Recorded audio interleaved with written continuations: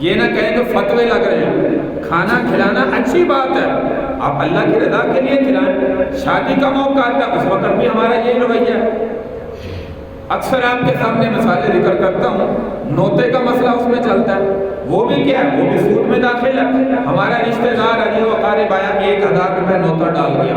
اب ہم جب اس کے اولاد کے جو ہے وہ رشتے میں جائیں گے، اس کی خوشی میں جائیں گے، ہمارا رویہ کیا ہوگا؟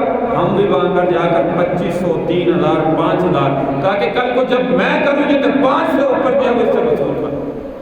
اور سود کی تعریف کیا ہے؟ جاہل بندہ جو ہے وہ سمجھتا ہے زیادتی مال جنس، پیسوں کے بدلے میں پیسے بڑھا کر دینا، اسی کو سود کہتے ہیں. بینک میں 1,00,000 روپیہ رکھتے ہیں، مہینے بعد ہمارا 1,10,000 ہو جاتا ہے، 1,20,000 ہو جاتا ہے، اسی کو سود کہا جاتا ہے. بینک میں تو ہم کہتے ہیں کہ یہ ناجائز ہے، یہ سود ہے. لیکن جو ہم اپنی برادری میں کر رہے ہیں، اپنی خوشی میں کر رہے ہیں، اپنی غمی میں کر رہے ہیں، میرے بھائی اس میں بھی ہمیں سنت طریقوں کو اپنانا ہوگا. سنت طریقے کے بغیر نہ کریں. سنت طریقہ سے کہ خوشی کا موقع ہے، شادی کا موقع ہے، اللہ کی رضا کے لیے کھانا کو کھلائیں، غریبوں کو کھلائیں، حاجت مندوں کو کھلائیں. یہاں پہ بھی حدیث مبارکہ موجود ہے. حضور علیہ السلام نے کیا فرمایا؟ بدترین انسان کا ولیمہ خوشی کا وہ ہے جس میں امراء کو بلایا جائے، غریبوں کو پیچھے کر دیا جائے، غریبوں کو نہ بلایا جائے. یہ کیوں فرمایا؟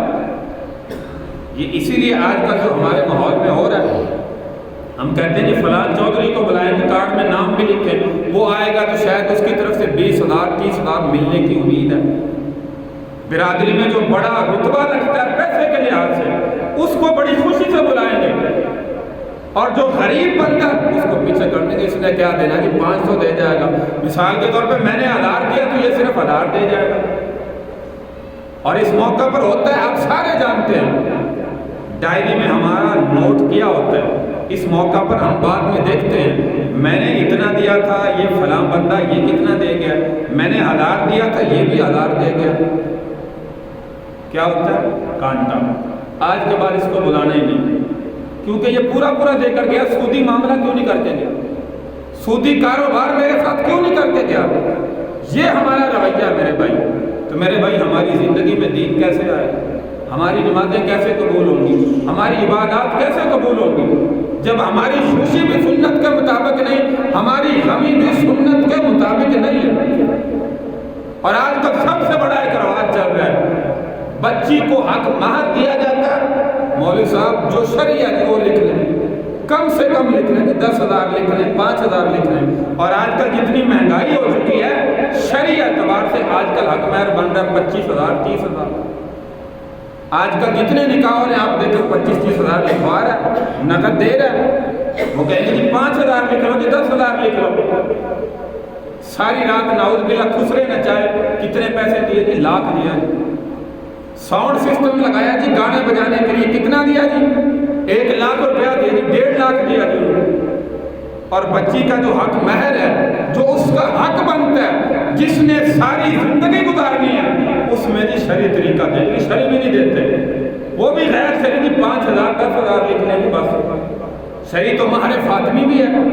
مہر فاطمی تو اس وقت 2.5 3 لاکھ 4 لاکھ بن گئے. اندازہ لگائیں مہر فاطمی کتنی رقم بنتی ہے. وہ شرعی کسی نے آج تک نہیں لکھوایا.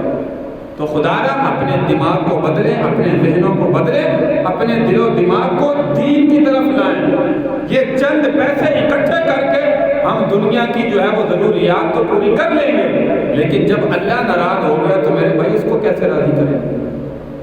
آخرت میں میدان معاشر میں اللہ نے کھڑا کر لیا کہ تو نے زندگی میں خوشی کے موقع پر، غمی کے موقع پر میرے نبی کے طریقوں کو ذبح کیا، میرے حکم کو پیچھے رکھا، برادری کو سامنے رکھا، پیسے کو سامنے رکھا، شیطان کو سامنے رکھا، تو ہم وہاں پہ کیا جواب دیں گے اللہ کے طرف؟